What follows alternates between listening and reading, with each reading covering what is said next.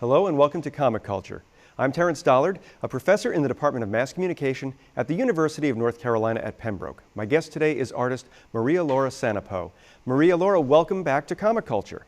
Hi, Terrence. Hi, thank you so much for having me here. It's an honor. I'm so happy. Thank you. Since the last time we spoke, your career has taken off. You are a rising star in the world of sequential art, and you've been working on a number of high-profile projects, including Wonder Woman. I'm wondering if you could talk a little bit about working on that series and what that means to you, because I know you're a big Wonder Woman fan. Well, Wonder Woman is absolutely my favorite character, and I feel blessed to be an artist working for Wonder Woman.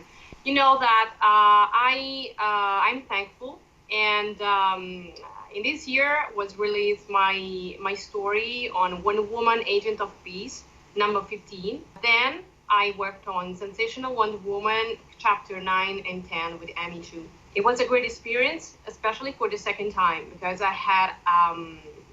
we had Wonder Woman in 1941, which is the year she was created, and it was fantastic to draw the flashback of Wonder Woman wearing her own costume. It has been really great, also because the story was fantastic. Well, the story of both books were fantastic. The first one because there was Zatanna, another character I love, and the second one because Wonder Woman is, as I said before, in 1941 she meets her friend, and the story written by Amy Chu is full of friendship, values, and it is absolutely touching.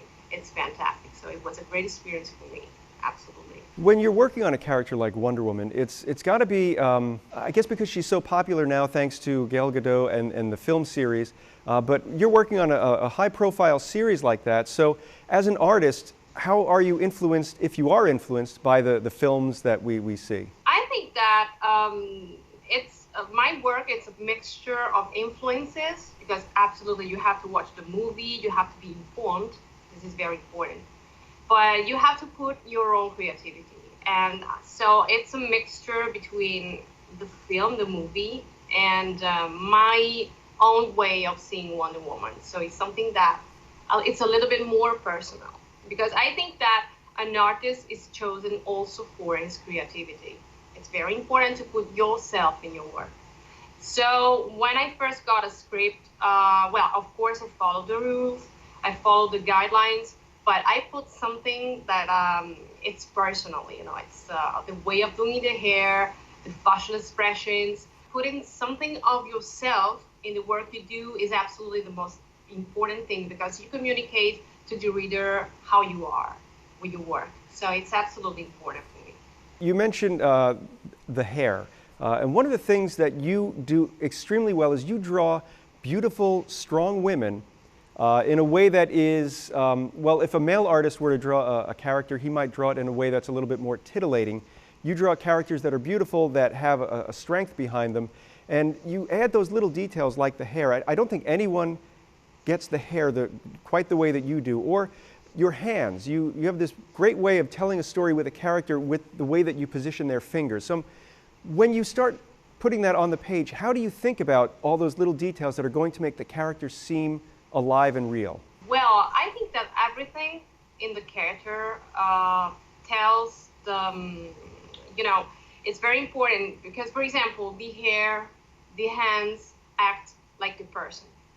Every element of the character is acting. So everything is important. Every detail is important, especially the hands, for example. Well, being in Italian, I move the hands a lot, as you are seeing, but I think that they are important like a face. For example, I move my hands in a certain way according to my face. This is absolutely very important because your character have to act in a specific way. And if you do all the details according to, you know, if they match with themselves, it's very important. So for me, it's absolutely vital to do every detail at this place. And strong women, yes, I absolutely love drawing strong women. It's a dream come true for me, especially in this period when we have a lot of superheroines who have their own movies, and this is very important. So Well, of course, you don't have to own a sword to be a superheroine. I think that a mother of five is absolutely a superheroine for me. And single mothers, and in real life, of course, we identify with Wonder Woman, but of course, in real life, we don't have a sword. At least I don't have a sword. Well, so it's absolutely a dream come true for me. So drawing women where we can identify with. So it's absolutely important. Absolutely. And you've also worked on Batwoman, which is another high-profile series at DC. So it's interesting because those are books that have completely different feels. Wonder Woman is certainly more light. Batwoman, being part of the Batman universe, is going to be darker. So when you sort of look at the two universes, how do you create that visual language that will be distinct for the nighttime action of Batwoman and the, perhaps bright sunshine of a beautiful island in the Mediterranean for Wonder Woman? Well, the greatest thing is that in my job, you can switch from a character to another, and so you have fun. Uh, Batwoman and Wonder Woman are both two great girls, very strong, but in a different way. So when I got the script of Batwoman, I was asked to do her a little bit darker. We would like a darker vibe just because, according to the character. And I was, oh yes, I want to do this. I'm absolutely ready to do it. And I did 30 pages story of Batwoman written by Grace Ellis. It's a great story, and it's very different from Wonder Woman because Wonder Woman, it's a goddess. She has a particular attitude. She has a different approach to the humanity. Of course, Kate Kane is a little bit more it's a little bit more different from Wonder Woman. So she is a superheroine, but she has a totally different approach to life. It's everything is darker. Her behavior is different. She's a little bit more, more similar to a human being. So they are both fantastic in two different ways. So absolutely, the Batwoman story was darker. And for this reason, I used more dark tones according to the character because you have to be a little bit flexible. So I tried to go into this direction, and it was fun. I loved it, absolutely. I loved it. And you also worked on a book not for DC, but it was a Kickstarter for Miss Fury, who was one of the earliest Golden Age comic book heroines.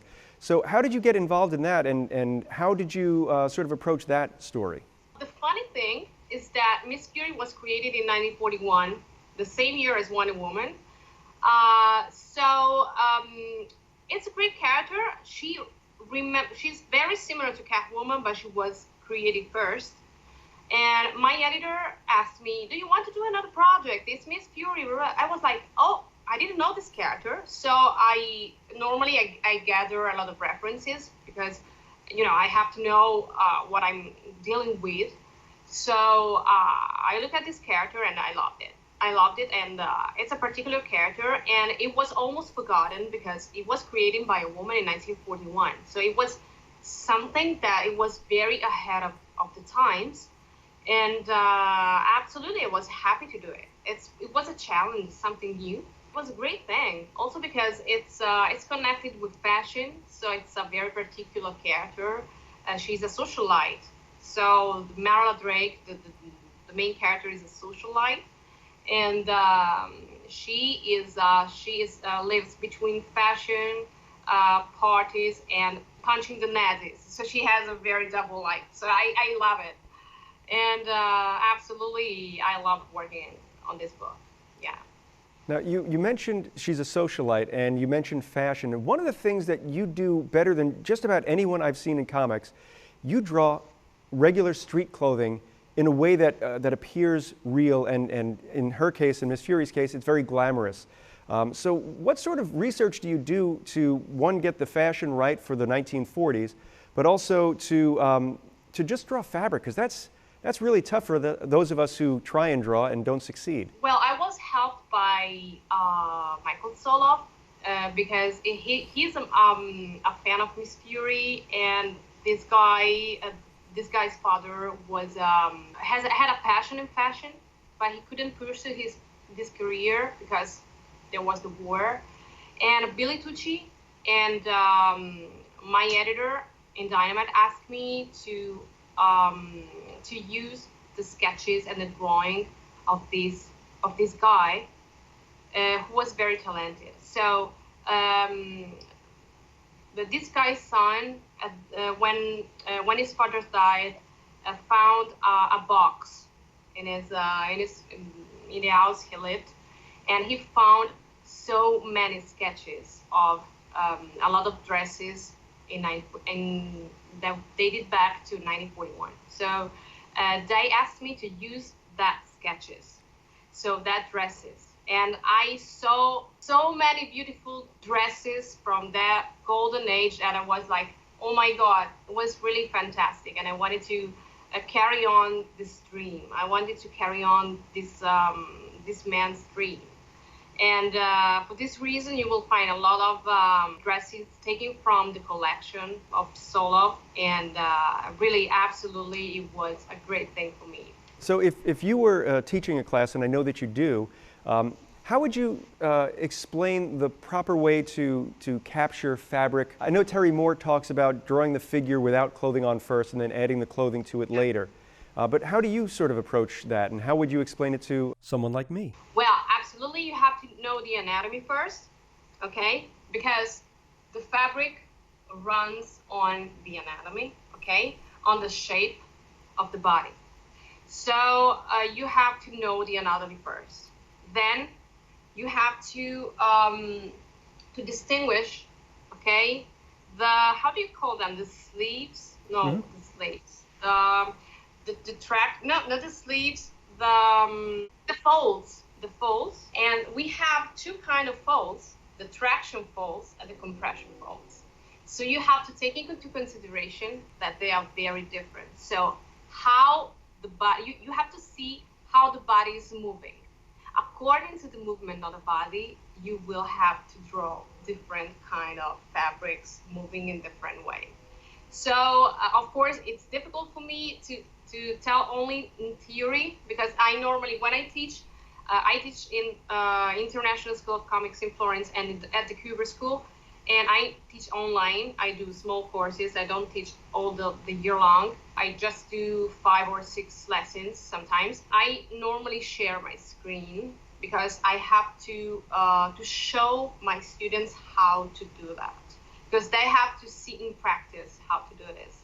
Because if you explain to somebody how to do fabrics, they understand very well, but put it in practice from the head to the hands and to the paper, to the piece of paper is a little bit more, it's more difficult, you know. It's a matter of interpretation, thinking about, you know, what you have to do. So it's important absolutely to know the anatomy first, and then following the movement of the body, you will have to let the fabric move in a certain way. It's not easy. It's not easy because every fabric has a different material, so it becomes more complicated. But they are good students, so I'm proud of them. Absolutely. You mentioned the Kubert School, which is one of the premier schools for sequential art in the United States, I guess in the world. And you are in Italy right now. So how do you, first of all, how do you connect with the Kubert School, just to let them know that you're interested in teaching there, or for them to ask you? And then how do you conduct your classes? I mean, we're doing things over the internet now, but I'm wondering specifically how you kind of set that up. Well, I know Anthony Marcus, or Marquez. Anthony, forgive me if I spell your name wrong, but he's the director of the Kubert School, and he had this fantastic idea during the pandemic. He had the idea of doing the courses, online courses for everybody. So if you're not based in the United States, you can attend a course of the Kubert School. So I have students from Hong Kong, for example. So of every age. So it is a great possibility. So I thank Anthony for that. He asked me to do courses for the Kubert School. I did basic drawing, and I'm doing how to draw the female figure in May. I'm absolutely thankful. because it's a great experience. Not only because students learn from you, but you learn from students. You know better than me, Terence, that you learn a lot from students.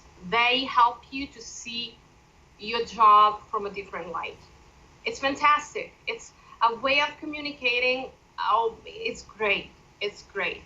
And for this reason, the Cuber School gave the possibility to everybody to attend the courses.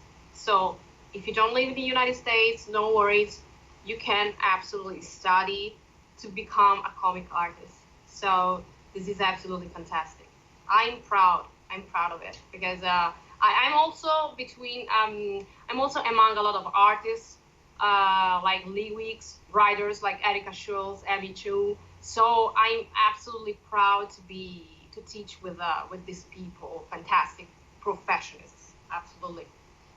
And it does speak to your ability that you are, your career is not as long as, let's say, a Lee Weeks, who is an absolute genius of comic art. And yet you are his contemporary at this school, and I think well deserved at that. But I will ask, because I've seen some of your lectures that you've done for the Kubert School. It's very difficult to explain something that you do. I know when I teach television to my students, I have to think about how they would understand it from their students' point of view. I might think too deeply from a television professional's point of view. So how do you figure out how to explain what comes naturally to you as far as an artist? That's a good question. I imagine to be the students. What would you like, Maria, to hear from a professor? I'm in their shoes. Okay, so I try to simplify at my best, and I try to speak to them, to talk to them like I was a student. I know it's very important to communicate at the best way possible what you can do. It's not easy at all, because sometimes you take for granted something that maybe a student cannot do just because he or she has to build his skills. So to be comprehensive, first of all, to repeat the things if they need to, and absolutely to pretend to be one of them, to be a student, to be, okay, Maria, if you were a student, what would you like to know? What would you like to, what approach would you like? So this is absolutely my approach. It seems to work, because I did watch you on one of the Saturdays that the Kubert School hosted, and I got a chance to see you in your studio working, which is also interesting because seeing how other people approach their studio space, how they organize their tools, where they keep everything, is very interesting, because it gives you ideas on how you might do something, or even the way that you might use a ruler in a certain way that a student might not see, or perhaps understanding perspective differently. And last time we spoke, you said you were working digitally, and I'm wondering if you are still working almost exclusively on a digital platform, or if you are also going back to the pencil and board. Well, it depends. For example, for pages, I work digitally. If I have to do a commission, of course, I go back to my drawing table, which is fantastic, because it's something that, it's very different from the digital part. Drawing on paper has a different taste. Absolutely, you have you smell the paper. You get dirty with the ink. Absolutely, it happens every time. But I'm happy to do that. And you feel the paper. It's something, well, original art. It's absolutely something precious. And sometimes I do it when, for example, I do not only commissions, but also the covers, because I know that I'm going to sell them. And so for this reason, I know that probably somebody will buy it. I hope so. Yes, so sometimes I work in digital for pages, but I work also on paper. Yeah. And it's interesting because, again, when I spoke to Lee Weeks, he mentioned that when he does something on paper, his mind works one way, but then when he sits down and tries to do something in Photoshop, it stretches a new set of muscles and gets you to think a whole different way. One thing I would say about your paper art is that you do a lot of color work using various inks and markers. Your sense of color is really amazing, and I'm wondering, personally, I can't work in color. I can only work in black and white and shades of gray. So your eye for color, how do you train that? Oh, well, I don't think I'm good in coloring, really. I think I'm terrible. Thank you so much, Terence. Well, I use gray tones mostly with copy markers. I use them especially when I do commissions.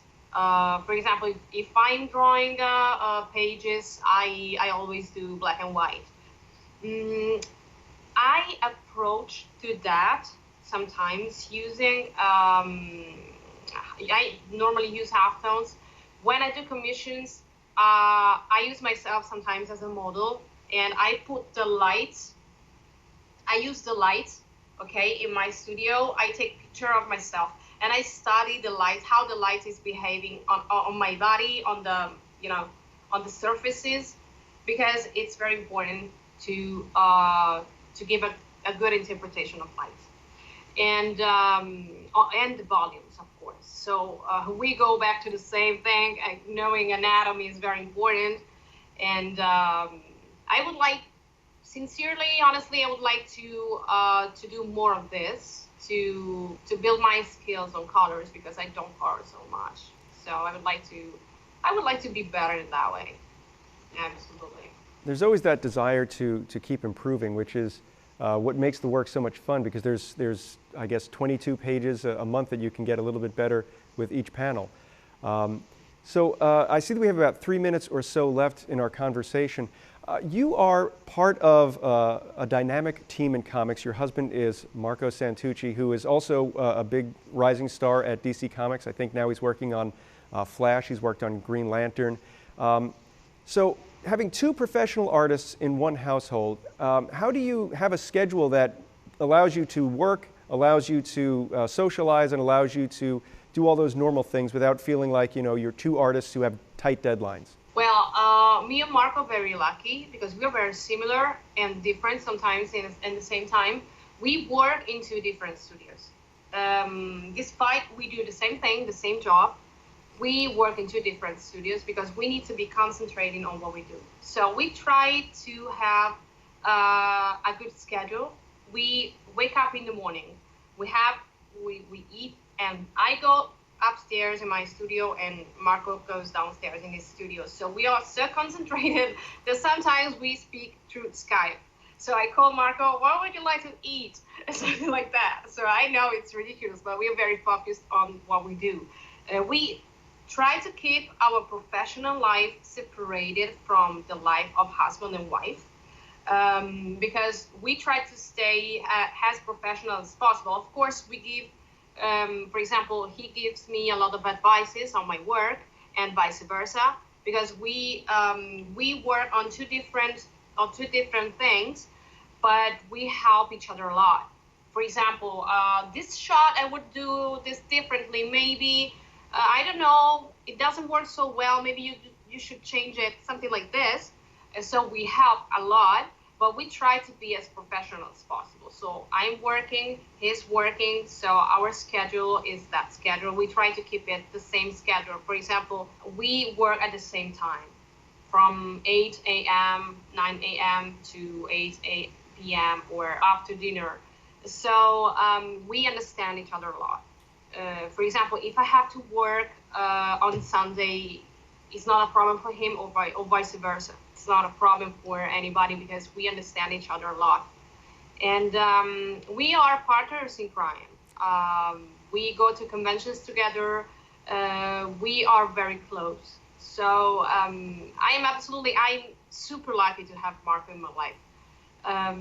Absolutely is one of the best things that happened in my life.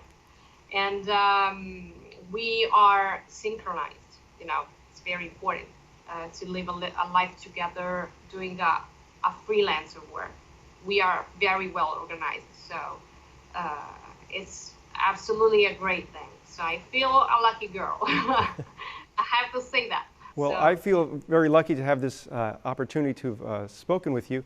But Maria, we've run out of time. I want to thank you so much for taking time out of your schedule to talk with me today. thank you so much. I'd like to thank everyone at home for watching Comic Culture. We will see you again soon.